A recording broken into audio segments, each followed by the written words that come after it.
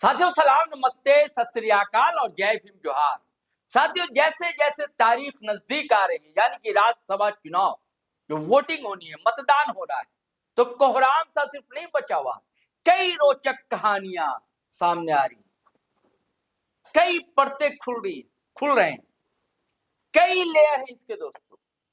अब देखिए महागठबंधन जिसकी सरकार चल रही, माननीय हेमंत सोरेन जी की अगुवाई, उनके पार्टी के कई विधायक मंत्रियों ने कह दिया है डंके की चोट पर कि भैया गठबंधन है, ठीक है, अच्छी बात है, लेकिन प्रत्याशी तो जेएमएम का दो ही होना चाहिए। दो इसलिए दोस्तों कि दो सीट दरअसल खाली हुई है यह झारखंड में राज्यसभा के लिए। एक तो गुरुजी की सीट वो नहीं रहे तो वो खाली हुई, और उसके बाद अभी भारतीय जनता पार्टी से थे दीपक प्रकाश, उनकी सीट खाली। तो दो सीट पर मतदान होने, यानी कि राज्यसभा के दो सदस्य चुने जाने हैं झारखंड। कांग्रेस लगातार कहता रहा था कि भाई हमारा भी मतलब क्या बोले दायित्व अधिकार बनता है कि राज्यसभा से कोई जाए कांग्रेस से। और जेएमएम में लोग लगातार कह रहे थे कि ये निर्णय तो हेमंत सोरेन लेंगे, अगुवा लेंगे पार्टी के, लेकिन बातें लगातार हो रही थी कि जेएमएम से दो जाए। और इस बीच जो है बैठकों का दौर जारी, और कांग्रेस घोषणा कर देती है। कांग्रेस का कहना है कि बातचीत के बाद हमने ऐलान किया। हेमंत सोरेन ने चुप्पी साध ली, लेकिन जब हेमंत सोरेन बैठक करते हैं, उसके बाद जब पत्रकार मीडिया बंधु बात करते हैं कुछ नेताओं से, कुछ मंत्रियों से, विधायकों से, तो उनका कहना है कि हम चाहते हैं कि जेएमएम से तो, और बाकायदा फिर प्रेस कॉन्फ्रेंस करते हैं। जेएमएम के वरिष्ठ नेता है सुप्रियो भट्टाचार्य, यानी कि सुप्रियो दास जिन्हें कहते हैं, उन्होंने कहा कि एक तरफा प्यार नहीं होता। वो कई कहानियां बता रहे थे, यानी कि भैया बिहार में क्या हुआ, असम में क्या हुआ, ये वो। तो कांग्रेस के पास भी कई कहानियां वो तारी देखी, जोबा मांझी को हमने सीट दे दी ना जेएमएम के लिए चाईबासा में, ऐसी कई कहानियां, कथाएं उनके पास भी। अपने अपने दावे हैं, वफा के किस्से हैं अपने अपने। अब होता है क्या, ये देखने की बात होगी। और भारतीय जनता पार्टी भी अब उतारेगी दोस्तों, उनके भी अध्यक्ष महोदय रांची में। रोचकता इसलिए दोस्तों कि एक नाम है, यानी कि टुमरी विधायक, इकलौती पार्टी जयराम। उन्होंने एक मीडिया हाउस से बातचीत की, यूट्यूब चैनल, अपने कौशलेंद्र भाई पत्रकार साथी, उनसे बातचीत की। उसमें कई बातें खोली। एक बात तो यह है कि क्या जेलखेम भी अपना उम्मीदवार उतारेगा? क्या कुर्मी समुदाय से भी एक राज्यसभा सदस्य होना चाहिए? क्यों नहीं होना चाहिए? सवाल ये भी उठता है। सवाल इसलिए कि 26 साल हो गए, कई लोग गए यहां से राज्यसभा के, धन्ना सेठ गए, हर वर्ग हर समाज के लोग लगभग गए भाई। मुस्लिम समाज से भी लोग गए, धन्ना सेठ भी गए, आदिवासी समाज से भी गए, जनरल समाज से भी गए, कई लोग गए, लेकिन कुर्मी समुदाय से आज तक कोई गया नहीं।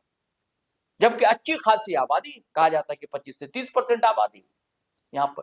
यह बात दिगर है कि 9 से 10 विधायक। तो महत्वपूर्ण सवाल है, झारखंड आंदोलन में बड़ी भूमिका रही है इस समुदाय की, तो क्यों ना जाए? अगर सोचते हैं जयराम महतो ऐसा, तो गलत क्या सोच रहे? जयराम महतो संख्या बल जुटाना चाहे तो जुटा सकते हैं, आजकल तो सब कुछ तैयार है। अब देखिए ना, अगर जेएमएम दो उतार देता है, कांग्रेस उतार रहा है, भाजपा उतार रहा है, अपना प्रत्याशी उतार रही है, भाजपा भारतीय जनता पार्टी उतार रही है। जगह भारतीय जनता पार्टी के पास तो गणित है नहीं उसके पास जीतने का, कैसे जीतेंगे भाई?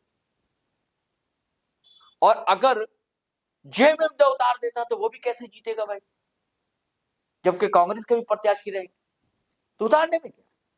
अब हार जीत ये बात अलग, प्रतीकात्मक भी तो चीजें होती। तो जयराम महतो अगर सोच रहे, विनोद बाबू, निर्मल महतो, ये सब लंबी फेरिस्त है। शैलेंद्र महतो, कई नाम झारखंड की राजनीति में रहे कुर्मी समुदाय से, और झारखंड आंदोलन में तो बड़ी भूमिका रही लंबे समय तक। विनोद बाबू अध्यक्ष रहे, और विनोद बाबू या एक राय साहब, कॉमरेड गुरु जी, सबने मिलकर तो झारखंड मुक्ति मोर्चा बनाया। और उसके बाद जो आजसू बनी, उसमें भी कई समाज के लोग थे, सिर्फ ऐसा नहीं कि आदिवासी समाज के लोग थे, कुर्मी समुदाय के लोग थे। तो ये सवाल गलत उनका नहीं है। जयराम महतो का।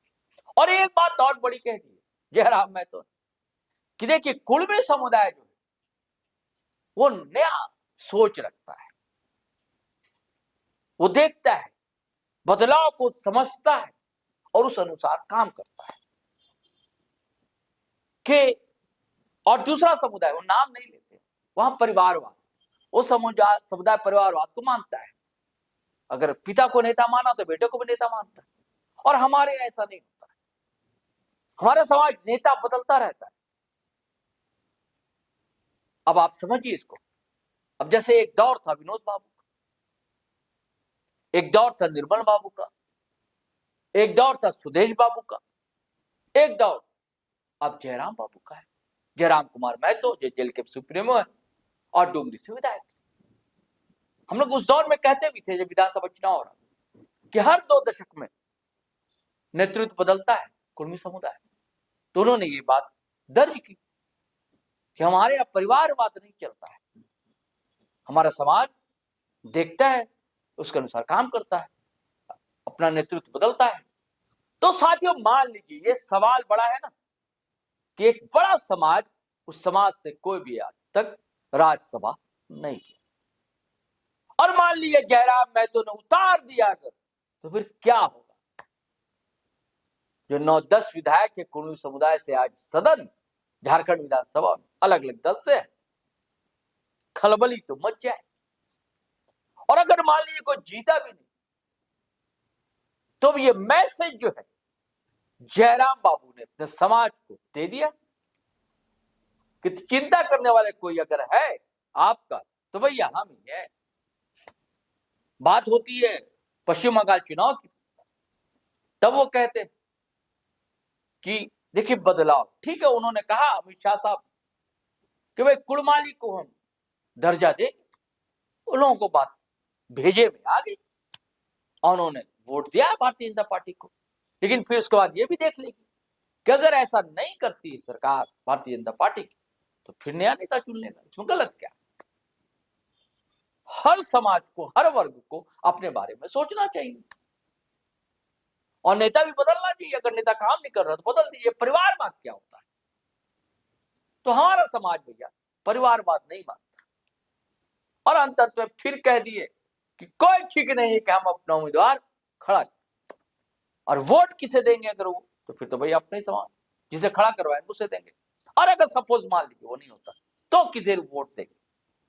दोनों ये भी खुलकर बता दिया कि भारतीय जनता पार्टी विचारधारा से थोड़ी अलग है, उधर तो हम नहीं जाएंगे। और जाएंगे किधर फिर?